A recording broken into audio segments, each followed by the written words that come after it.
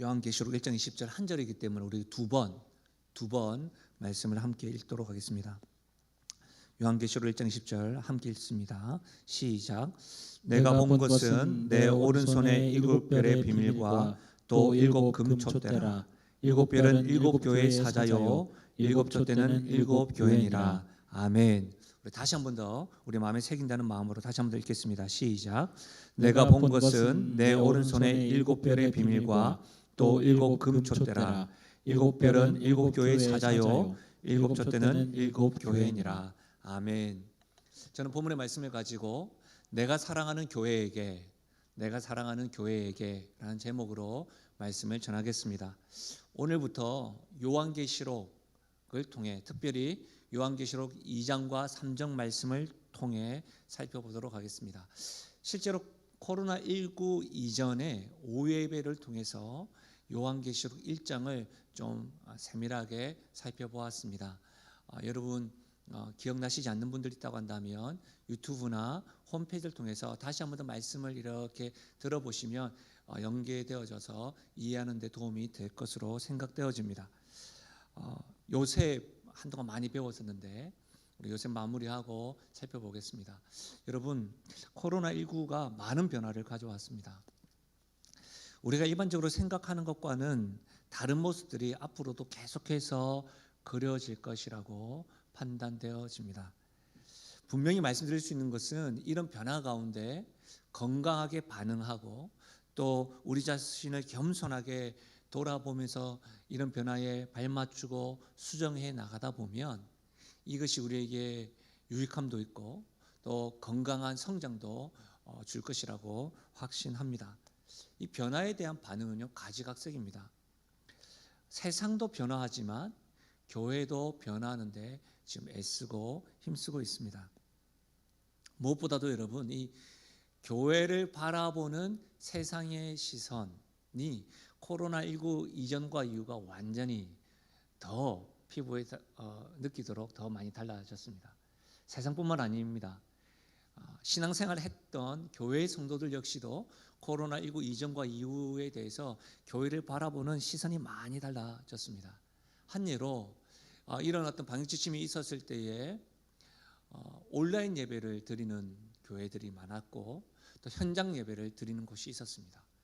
그래서 여러분 이 좀 양분화되듯이 각자의 방법이 옳다는 식으로 이야기를 하고 각자의 방법대로 예배하지 아니하면 잘못된 것이라고 비방하기까지 하였습니다.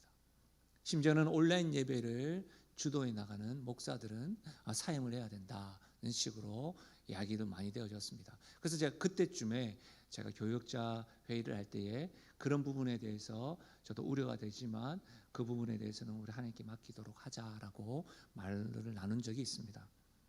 여러분 어떻습니까? 여러분 생각은 어떠십니까? 우리는 교회를 잘 바라보아야 합니다. 우리가 교회를 어떻게 바라보는가, 또 세상이 교회를 어떤 시선으로 보는가, 이것은 굉장히 중요합니다. 그러나 여러분 정말 중요한 것은 뭐냐면 예수님이 교회를 어떻게 바라보시는가, 우리 예수님이 우리 교회를 바라보시는 시선이 무엇인가, 이것이 더 중요한 것이지요. 코로나19로 인해서 많은 분들과 같이 저 역시도 많은 근심이 있었고 나의 사랑, 나의 교회에 대한 고민들이 많았습니다. 이전보다도 비교되지 않을 정도로 교회에 대한 세상의 시선이 우리가 말씀으로만 듣고 또 알고 있었던데 더 피부로 와닿았던 것은 소금이 맛을 잃어서 땅이 짓밟히는 그런 모습들. 이제는 교회가 소망이다 라고 말하지 아니하고 이단 선상에 두어서 똑같은 시선으로 세상뿐만 아니라 교회 안에서도 그런 말들이 굉장히 많이 일어났습니다. 그 어느 때보다도 상심이 컸고 고민이 많았던 것도 사실입니다. 그러는 중에 여러분 제가 이전에 읽었던 필립 얀시의 나의 고민, 나의 사랑, 교회라는 책을 다시 한 번 더 읽게 되었습니다. 이 책에 보면 서문에 목회자의 목사라고 불리는 유진 피터슨 목사님의 글을 인용하면서 필립 얀시가 우리에게 무엇인가 말을 합니다. 그 글을 제가 잠깐 설명해 드리면, 유진 피터슨이라는 목사님은 이 폭풍우 속에서 미송나무 꼭대기에 올라간 존 뮤이어의 이야기를 전합니다. 한번 들어보십시오. 보통 사람들은 등산을 갔다 하더라도 폭풍우가 몰려오면 안전한 오두막으로 숨어들어 벽난로를 쬐며 폭풍우를 피해 있는 것을 최상책으로 여긴다는 것이다. 그러나 존 뮤이어는 폭풍우가 몰려오는 바로 그때에 오히려 문문을 박차고 나가 폭풍 속으로 걸어갔고, 산마루에 올라 광풍의 변화무쌍한 소리와 색깔을 이왕이면 더 극적으로 맛보게 해줄 나무를 찾았다. 그는 마침내 거대한 미송나무에 올라가 그 꼭대기에서 위태롭게 칼날 같은 바람에 온몸을 내맡기며 날씨 속에 감추어진 하나님의 숨결을 맛보고자 했다는 것이다. 이 글을 오해하시면 안 됩니다. 문자 그대로 받아서 그러면 폭풍우 몰아칠 때에 하나님의 숨결을 이해하고 경험하기 위해서 나가야 되느냐, 안전한 곳에 있으면 잘못된 것이냐, 그 말이 아니라 유진 피터슨이 말하고 싶었던 것이 뭔가, 그것에 대해서 필립 얀시가 이렇게 이야기합니다. 어려움을 경험할 때, 폭풍우가 있을 때마다 안락한 곳만을 즐기고자 하는 현대인들의 병든 영성을 지적하고 있는 것은 아닐까라고 이야기합니다. 어려움 있을 때마다 움츠리고, 어려움 있을 때마다 하나님 앞에 나아가기보다는, 하나님을 경험하기보다는, 말씀에 순종하기보다는 그냥 그대로 자연인으로 돌아가는 그런 모습들을 말하고 있는 것은 아닐까. 여러분, 코로나19뿐만 아니라 앞으로도 더 다른 것들이 몰려온다고 하죠. 바이러스뿐만 아니라 경제적인 어려움, 또 환난과 핍박, 우리 각 개인에게도, 또 교회 안에도 여러 가지 갈등들이 있을 수 있고 여러 가지 어려움들이 계속해서 몰려올 것입니다. 그럴 때 교회는 어떻게 해야 될까요? 어려움에 대처하는 교회를 향한 하나님의 시선은 어떨까요? 하나님께서 생각하는 교회의 모습은 어떤 모습일까요? 이 땅의 교회 말입니다. 온 세상의 교회들을 향한 하나님의 생각, 한국교회 멀리 보지 마시고요, 우리 영신교회에게 하나님께서 말씀하신다면 어떤 말씀을 하실까요? 어떤 생각으로 비춰주실까요? 저는 이런 고민에서 요셉을 마무리하면서 책과 더불어서 요한계시록을 계속해서 묵상하고 읽기 시작했습니다. 그래서 여러분, 오늘부터 8주간은 요한계시록에 대해서 좀 살펴보려고 합니다. 특별히 7교회에게 말씀하시는 예수 그리스도의 말씀에 좀 집중하려고 합니다. 요한계시록은요, 성경 66권 중에서 교회의 주인은 예수님이시다라고 강조하는 말씀입니다. 그러니까 여러분, 요한계시록을 강해하면서 강해하는 자에게 집중되어지고, 강해하는 자가 무엇은 예언자와 제리메스처럼 표현한 것은 성경을 잘못 오해한 겁니다. 뿐만 아니라 예수님께서 친히 교회에게 말씀하시고 소견을 직접적으로 밝히신 유일한 말씀이 요한계시록입니다. 특별히 요한계시록 2장 3장입니다. 저는 내가 사랑하는 교회에게, 우리 주님께서 말씀하시는 것이죠, 내가 사랑하는 교회에게 사랑을 담아서 말씀하시는 그 음성을 우리 기름종이로 삼아서요, 옛날 우리 어르신들 기억나시죠? 기름종이 삼아서 우리 영신교회 하나님 말씀을 기름종이 삼아서 하나님 생각하시는 교회로 이렇게 조금씩 걸어나가는 은혜가, 우리가 요한계시록 살펴보면서 성령께서 우리에게 주시는 그런 은혜를 누리고, 그런 은혜로 우리가 화답하고 찬양하는 은혜가 있기를 주의 이름으로 축복하며 나아갑니다. 특별히 여러분, 오늘은 이 7교회에게 주시는 말씀에 대한 서론적인 말씀입니다. 개론적인 말씀입니다. 다음 주부터는 각 교회마다 주시는 말씀을 살펴보겠습니다. 요한계시록의 주제는요, 크게 보면 세 가지에 대해서 중점적으로 이야기합니다. 마지막 때에 대해서 알려주십니다. 그래서 이것을 신학적으로는 종말론이라고 이야기합니다. 또 한 가지는 예수님이 어떤 분이신가에 대해서 끊임없이 말씀하십니다. 이것을 신학적으로는 또 기독론이라고 이야기합니다. 그리고 마지막으로 교회에 대해서 말씀하십니다. 그것이 교회론입니다. 요한계시록은 하나님께서 성령께서 사도 요한을 통해서 환상을 보여주죠. 근데 요한계시록은요, 이 환상이 네 가지의 환상입니다. 근데 네 가지의 환상이 있는데 이 네 가지의 환상은 크게 두 가지 대상에 대해서 말합니다. 그 두 가지 대상은 첫 번째 교회고 두 번째는 세상입니다. 교회에 대한 환상입니다. 그것이 앞부분에 2장에 있고요. 21장과 22장의 새 예루살렘, 교회 완성된 모습으로 새 예루살렘 환상을 보여줍니다. 그럼 중간에는 어떤 환상이냐면 세상에 대한 환상인데 정확하게 이야기하자면 세상의 심판에 대해서 말씀하시고 있습니다.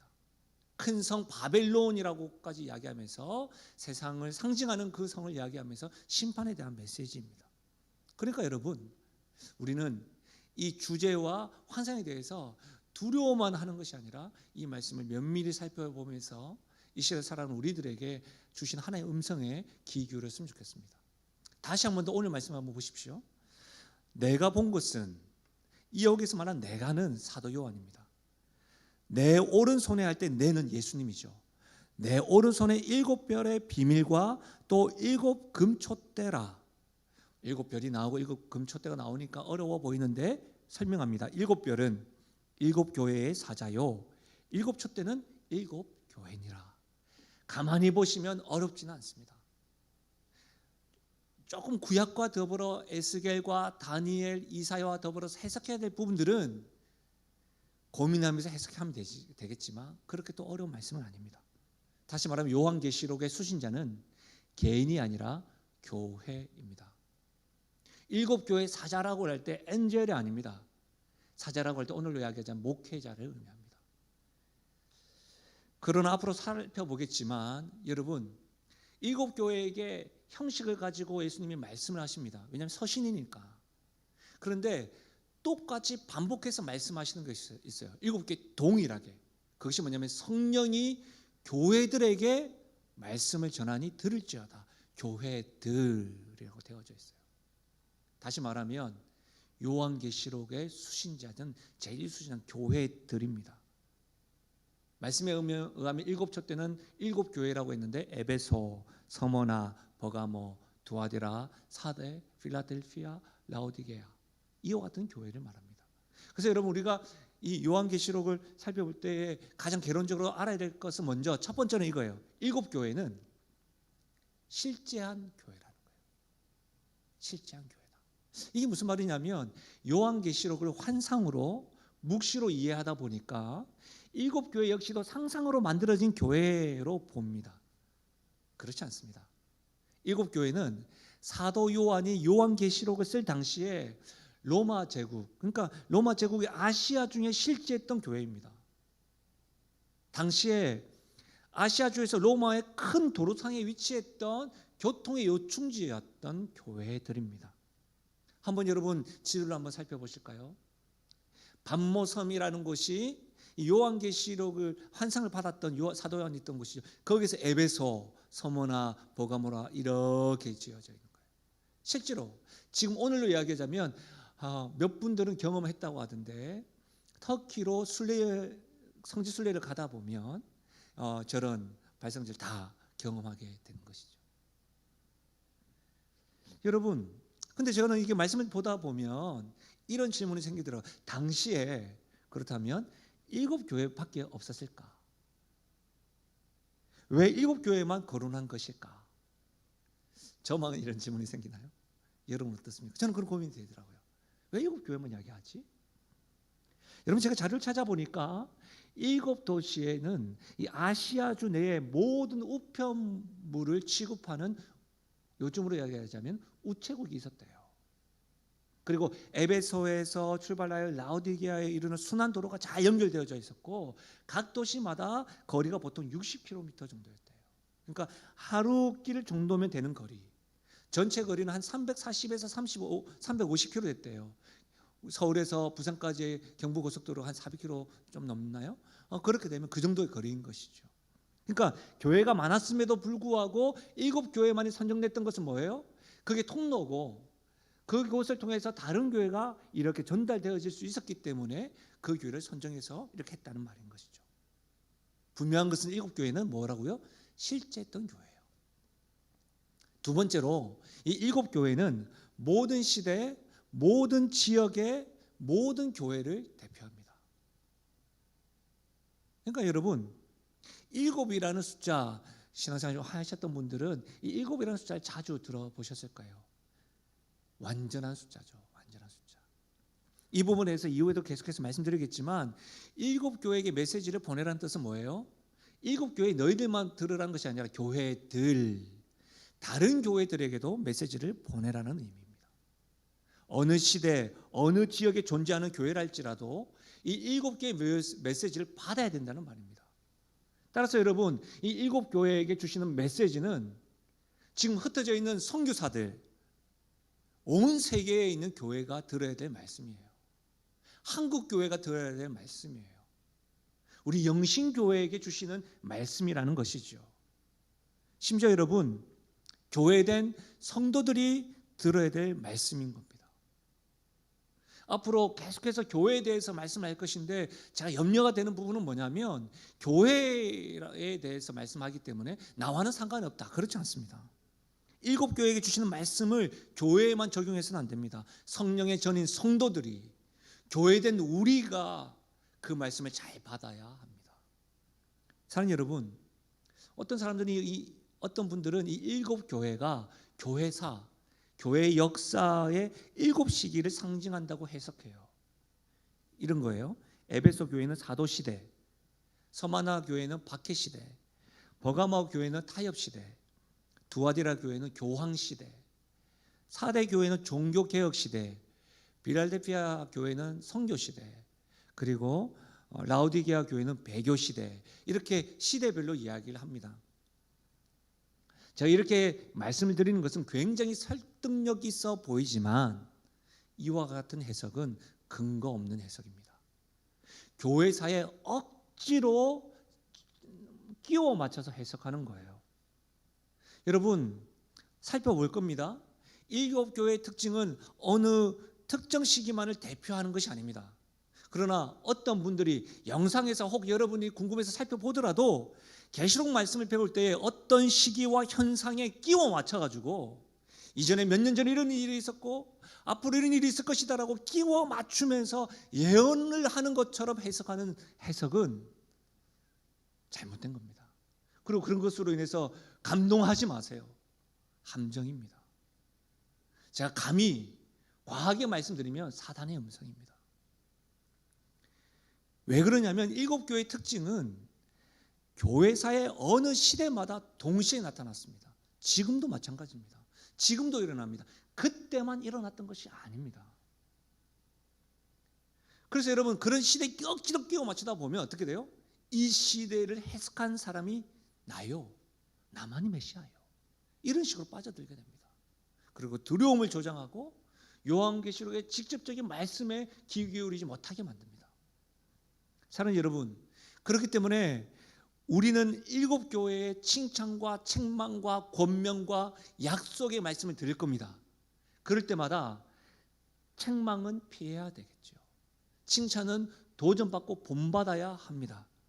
그리고 우리가 수정하고 돌이켜서 이 말씀이 우리에게 주시는 소망이요 위로가 되어서 하나님이 생각하시는 교회, 그런 교회가 되어야 하는 것이죠. 또 한 가지 알아야 될 것은 이 7교회에게 주시는 메시지는 일정한 형식이 있습니다. 왜 형식이 있을까요? 서신이기 때문입니다. 서신이기 때문에 일정한 형식이 있습니다. 우리 요셉을 봤을 때는 그 인물에 대한 삶의 여정을 살펴보았지만 그래서 어떤 사건들이 갑자기 드러나기도 하고 갑자기 어떤 갈등이 일어나기도 하고 그것을 통해서 하나님께서 우리에게 말씀하시는 메시지를 이렇게 살펴보았지만 서신서 또 이런 것들을 형식이 있는 말씀은요, 그 형식에 따라서 말씀의 의미를 살펴보는 것이 도움이 됩니다. 어떤 분들은 너무 딱딱하다라고 생각하겠지만 아니요, 좀 더 명료해질 겁니다. 어떤 형식이 있을까요? 수신자가 누구인지를 늘 밝힙니다. 각 교회의 어떤 사자들에게 들을지어다라고 밝힙니다. 수신. 두 번째로 여러분, 이 편지를 보낸 예수님이 어떤 분인지를 밝혀요. 예수님을 밝힙니다. 예수님. 그래서 여러분 예수님의 모습들이 다 달라짐, 다른 이름들이 등장할 겁니다. 그리고 각 교회가 잘하는 칭찬을 하겠죠.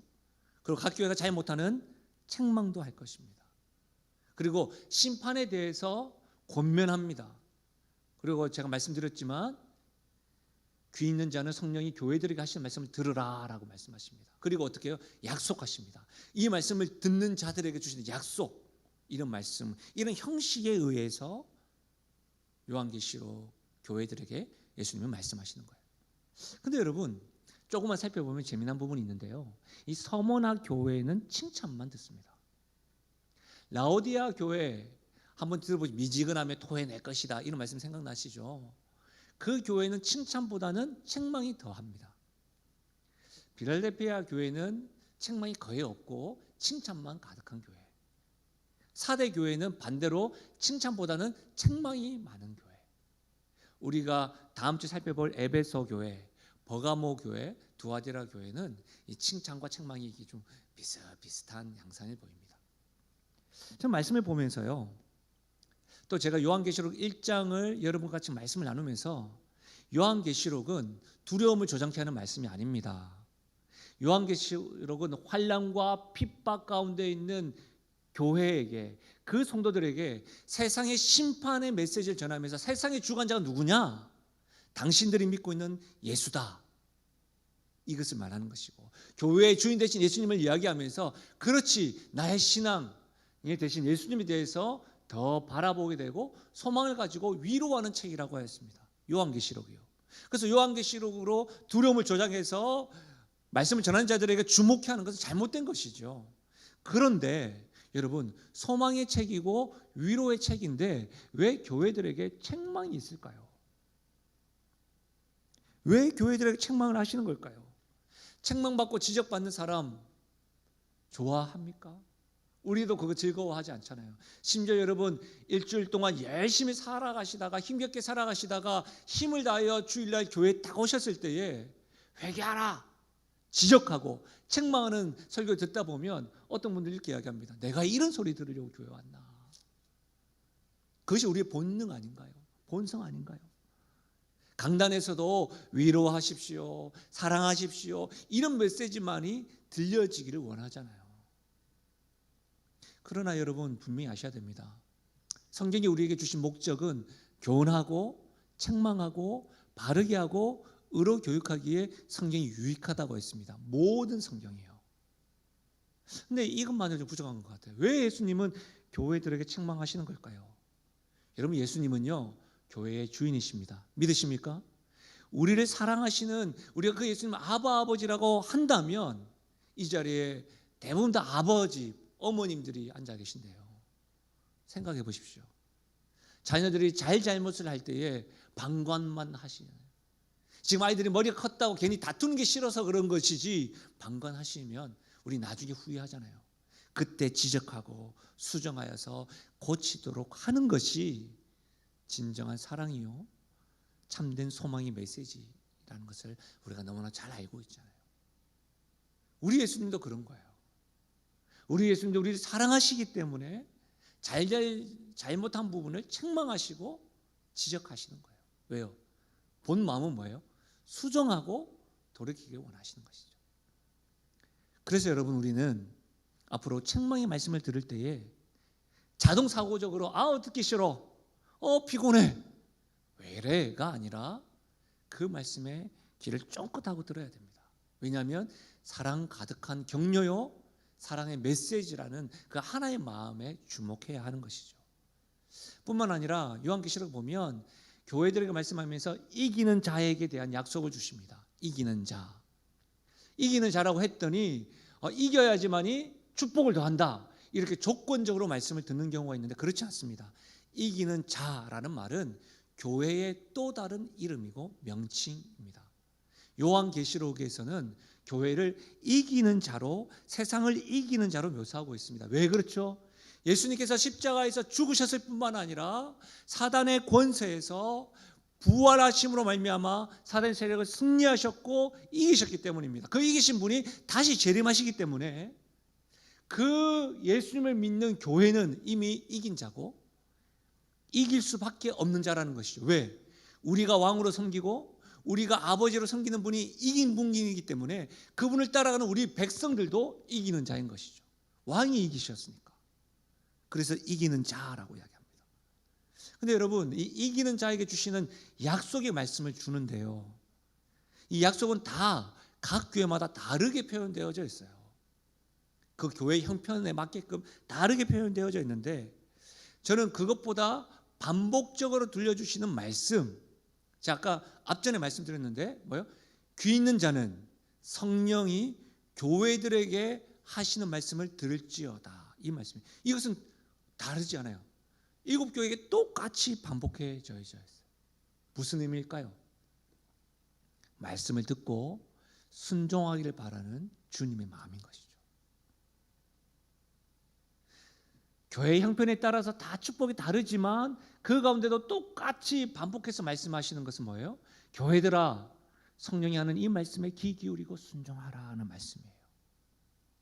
우리는 에베소 교회와 더불어서 라우디게아 교회에 이르기까지 이곳 교회가 그 말씀에 온전히 순종했는지 잘 모릅니다.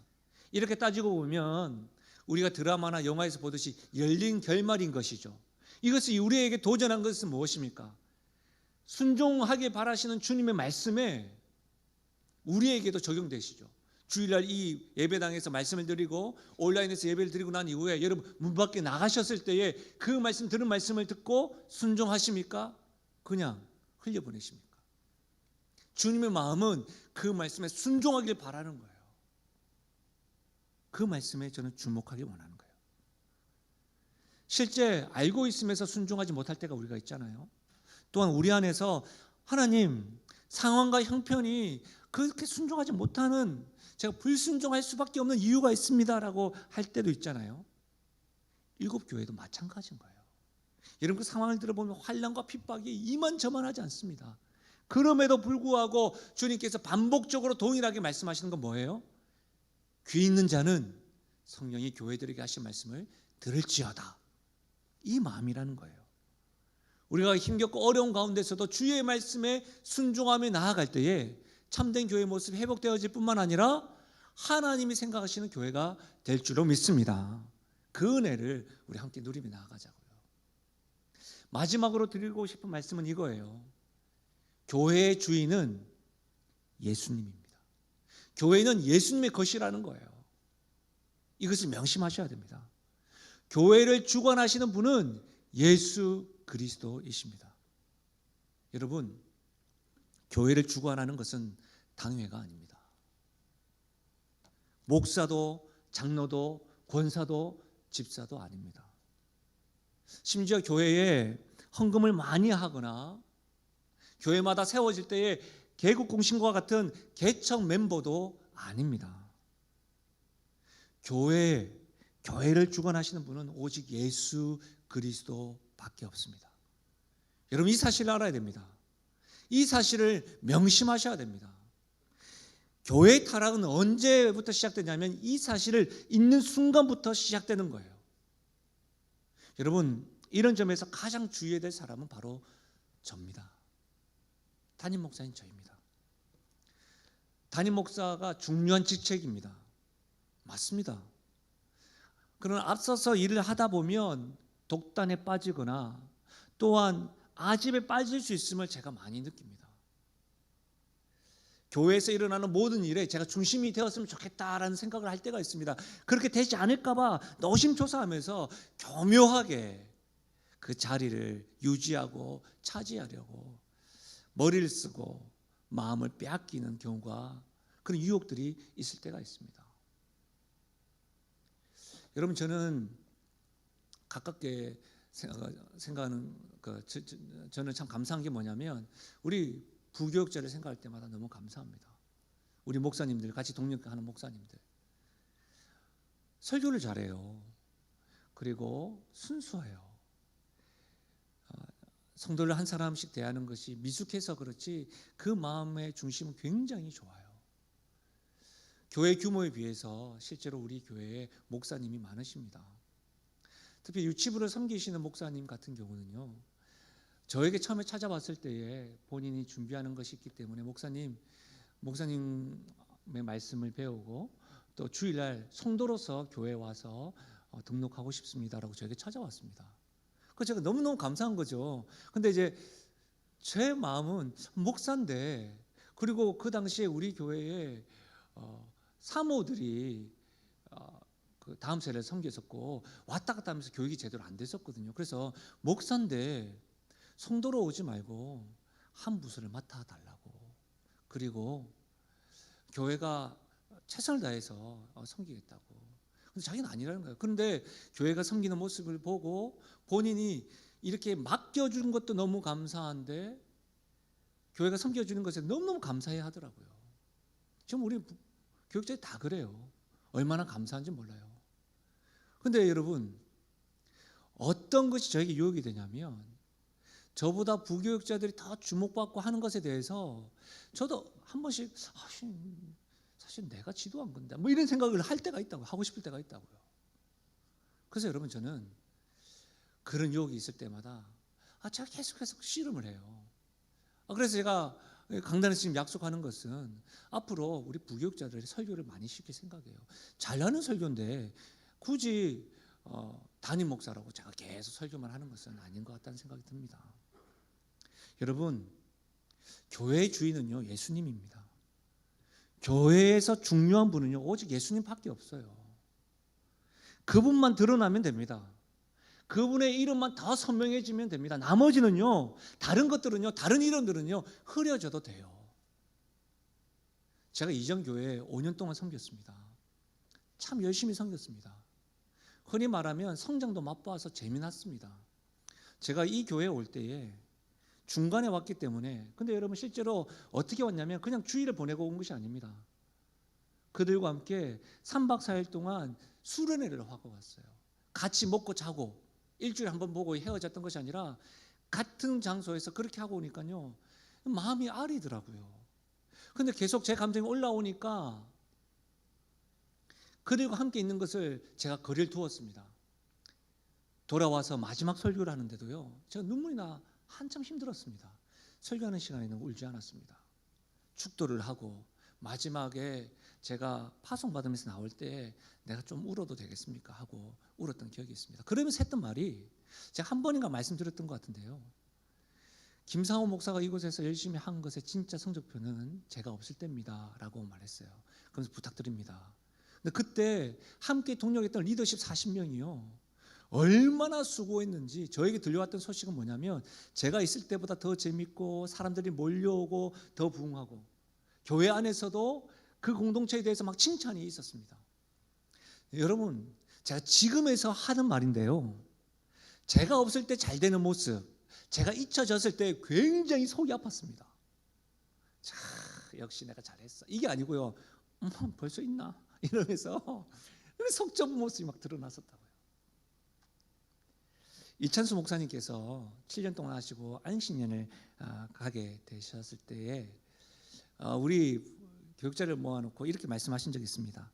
교회가 담임 목사가 있으면 부흥하고 없으면 흔들거리면 안 된다고 말씀하시면서 우리에게 교회를 맡기고 성도를 한 사람 한 사람을 잘 부탁한다고 말씀하셨어요. 그러면서 안식년을 다녀오면 이 부분에 대해서 교회의 건강에 대해서 좀 점검해보고 고민해보자라고 말씀하셨습니다. 그러면서 기억에 남는 말이 있어요. 이렇게 말씀하셨어요. 교회는 담임 목사인 저 자신이 방해만 안 하면 건강해집니다. 여러분, 이 말이 계속해서 제가 요한계시록 말씀을 묵상하는데 저에게 남더라고요. 영신교회의 건강함은 제가 방해만 안 하면 될 것 같아요. 제가 목사로서의 제 직임을 잘 감당을 하고 하나님 앞에서 씨름을 하고 주의 말씀을 교회에 대한 저 역시도 잘 듣고 순종하려고 애쓰면 되겠다라고 생각을 하였습니다. 여러분, 한 사람의 열심으로 교회가 숫자적으로 늘어날 수가 있습니다. 한 사람이 어떤 공동체에 들어가서 열심히 봉사하면 분위기가 바뀌어질 수 있습니다. 그러나 그것을 하나님은 부흥이라고 말하지 않습니다. 그럴 수 있죠. 하나님이 말씀하시는 부흥은 무엇입니까? 예수 그리스도가 나의 구원자시고 구주라고 하는 신앙 고백 위에 예수님을 닮아가는 성도 한 사람 한 사람이 세상을 향하여 하나님이 참된 진리요 결론임을 증거하는 것이죠. 그것이 부흥이에요. 교회는 예수님의 것입니다. 예수님이 아닌 다른 사람들이 주인 행세를 하거나 자신을 드러내려고 할 때에 여러분, 교회는 하나님의 영이 떠날 뿐만 아니라 땅에 밟히는 소금처럼 등경 아래 감춘 등불 뿐입니다. 사랑하는 여러분, 교회가 예수님의 것이고 교회는 오직 예수님만이 드러내야 된다고 하는 이 말씀이 여러분의 삶 가운데서도 분명하게 동일하게 적용되시기를 주의 이름으로 부탁드립니다. 7교회 편지에게 예수님이요 동일한 말씀을 또 하세요. 뭐냐면 내가 안다는 거예요. 내가 너희 교회를 알고 너희 교회 형편을 안다. 내가 너희 교회가 경험하고 있는 핍박과 환난을 안다라는 말씀이에요. 여러분, 예수님은요 교회를 아세요. 훤히 아십니다. 교회의 실상을 너무 정확하게 아십니다. 예수님은요 강단에서 거룩한 말씀을 전하는 저의 속마음을 아십니다. 예수님은요 예배를 드리고 있는 여러분, 반듯한 자세로 있는 여러분의 삶을 훤히 아십니다. 그래서 예수님은요 칭찬하시기도 하고요, 그래서 예수님은요 우리를 책망도 하실 수 있는 분인 것이죠. 교회는 예수님이 붙들고 계십니다. 예수님이 교회를 붙들고 있는 거예요. 우리의 삶도 주님의 것이고 주님께서 붙들고 있음을 믿으시기 바랍니다. 그래서 예수님께서 교회를 평가하시고 판단하십니다. 그래서 붙들고 있는 우리 삶에 대해서 예수님이 간섭하시면서 기뻐하시기도 하고 슬퍼하시기도 하는 것이죠. 그러게 여러분, 교회는 어느 누구의 시선에 흔들리기보다 주님의 시선에 교정되어지고 주님이 바라보는 것에 바라보고 하나님이 생각하시는 교회로 수정되어야 하는 것이죠. 믿으십니까? 이 은혜가 있기 바랍니다. 사랑하는 여러분, 더 이상 미루거나 더 이상 이유를 대고 핑계 대지 말아야 합니다. 코로나19가 점점 진정되어져 가고 있습니다. 또 언제 그랬느냐 하고 또 우리는 일상생활을 할 것입니다.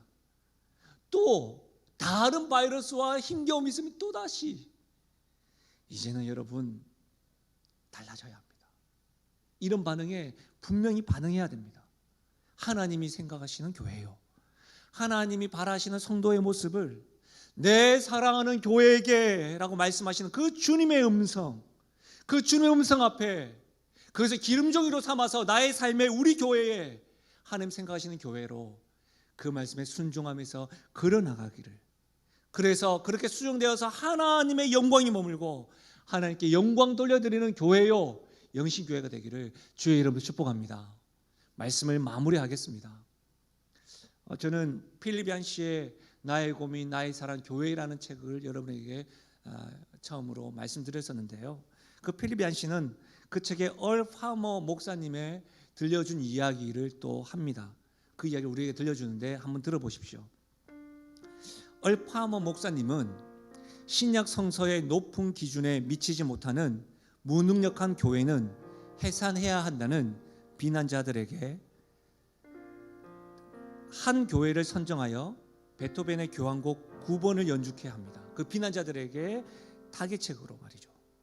그러나 그 학생들이 연주한 베토벤 교향곡 9번은 베토벤이 들었다면 기머거리긴 하지만 무덤 속에서 통곡할 정도로 엉망이었습니다. 사람들은 저 어린 학생들이 어떻게 그처럼 어려운 곡을 소화해낼 수 있겠느냐라고, 아이들을 그만 괴롭히라고 이렇게 말했다고 합니다. 그 말에 엘 파머 목사님이 말합니다. 우리는 학생들에게 완벽을 바라지 않습니다. 내가 하고 싶은 말은 이렇습니다. 객석에 앉은 청중들 중에는 그 학생들의 연주를 통해서 베토벤의 저 위대한 9번 교향곡을 처음 접하는 사람들이 있습니다. 완벽과는 거리가 멀지만 말입니다. 그 청중들이 그래도 베토벤의 메시지를 들을 수 있는 길은 학생들의 그 연주뿐입니다. 얀시가 마지막으로 말하고 싶었던 것이 뭘까요? 그것은 바로 지금 교회들이 하나님이 애초 구성한 완벽한 음에 이르지 못하겠지만 불완전한 그 음이나마 세상이 들려줄 사람은 우리 외에는 없다는 것이다. 교회는 불완전합니다. 교회된 성도라고 말하는 우리 역시도 완전하지 않습니다. 교회가 잘못한 것이 있을 수 있습니다. 우리 역시도 조금 못났고 성령의 소욕보다는 육체의 소욕을 쫓고 앞세우며 나타나는 냄새가 있을 수 있습니다. 그렇다고 해서 하나님은 교회를 버리지 않습니다. 그렇다고 해서 하나님은 우리를 치우지 않습니다. 왜 그렇습니까? 교회는 하나님의 것이요 예수님의 것이요 우리의 삶 역시도 주님의 것이기 때문인 거죠. 사랑하는 여러분, 우리 역시도 쩔뚝거리며 가는 교회를 공격하기보다는 교회의 머리 되시는 예수 그리스도를 함께 바라보고 닮아가면서 지체된 우리가 서로 부축하여서 환난과 어려운 가운데서도 하나님이 생각하는 교회, 주님께서 내 사랑하는 교회에게 들려주시는 그 음성을 듣고 순종함으로 하나님이 기뻐하시는 교회, 하나님이 생각하는 교회, 교회된 성도 되시기를, 그렇게 살아가시기를 주의 이름으로 간절히 축원드립니다. 우리 말씀을 생각하시면서요, 이 찬양을 올려드릴 건데요, 이 찬양이 우리가 하나님께 올려드리는 기도의 제목이요 부르짖음이 되기를 소원합니다. 우리 찬양하며 나가실까요? 우리에겐 소원이 하나 있네. 우리에겐 소원이 하나 있네. 주님 다시 오실 그날까지, 주님 다시 오실 그날까지 우리 가슴에 새긴 주의 십자가 사랑 나의 교회를 사랑케 하네. 주의 교회를 향한 우리 마음, 주의 교회를 향한 우리 마음, 희생과 포기와 가난과 고난, 하물며 죽음조차 우릴 막을 수 없네. 우리 교회는 이 땅에 아멘. 우린 이 사실을 믿습니다. 교회 되게 예배 되게 우릴 사용하소서. 진정한 부흥의 날 오늘 임하도록 우릴 사용하소서. 교회를 교회 되게, 교회를 교회 되게 예배 되게 우리 사용하소서.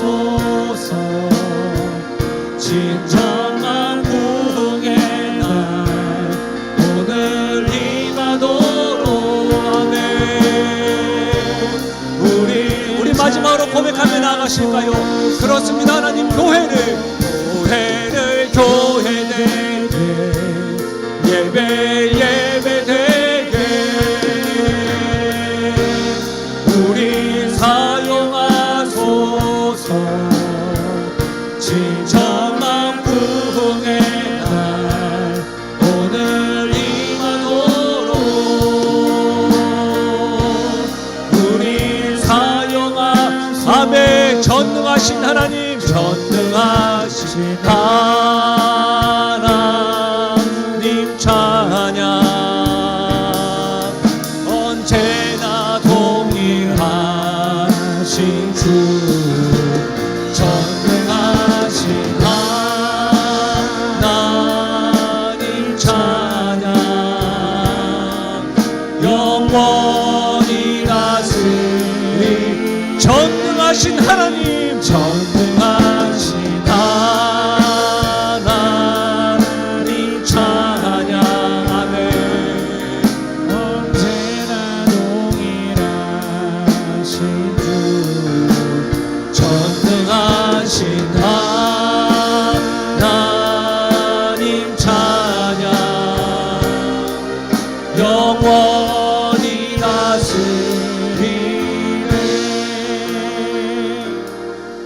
전능하신 하나님께서, 지금도 살아계신 하나님께서 부족하고 연약한 교회요 우리들을 다스릴 뿐만 아니라 변함없이 동일하게 사랑하여 주시고 이끌어 주신다는 사실을 기억하십시오.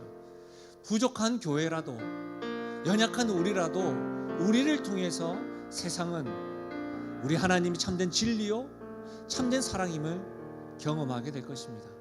그런 마음으로 우리 한 주간 힘을 내어서 살아가십시다. 잠깐 기도하겠습니다. 하나님 아버지, 참으로 감사함을 드립니다.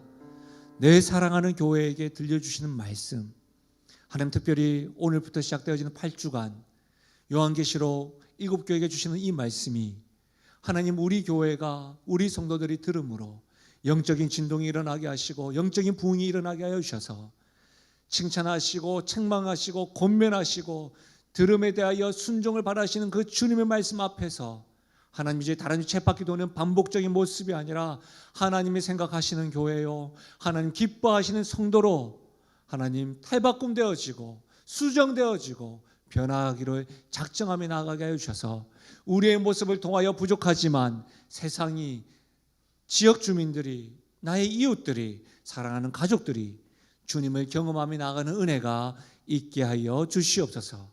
하나님 그렇게 역사하실 주님을 찬양하옵고 예수님의 이름으로 기도하옵나이다. 아멘. 함께 선포하며 나아가실까요? 나는 하나님으로부터 부름받은 하나님의 자녀입니다. 우리는 세상으로 보냄받은 그리스도의 제자입니다. 우리가 이와 같은 존재입니다. 기억하십시오. 하나님의 축복을 받겠습니다. 지금 우리 주 예수 그리스도의 은혜와 하나님 아버지의 무한하신 사랑과 성령 하나님의 위로 교통하시니 사랑하는 주의 말씀, 주님이 교회의 주인이요 내 삶의 주인이라는 사실을 알고 그 말씀에 순종하기로 작정하여 부족한 우리라도, 연약한 우리라도 우리를 통하여 주님의 사랑과 주님의 진리됨을 증명하기를 원하시는 그 마음을 가진 모든 성도들의 머리 위에와 그들의 가정과 직장생활과 기도 제목 위에, 특별히 사랑하는 다음 세대 위에 지금부터 영원토록 함께 하시기를 축원하옵나이다. 아멘.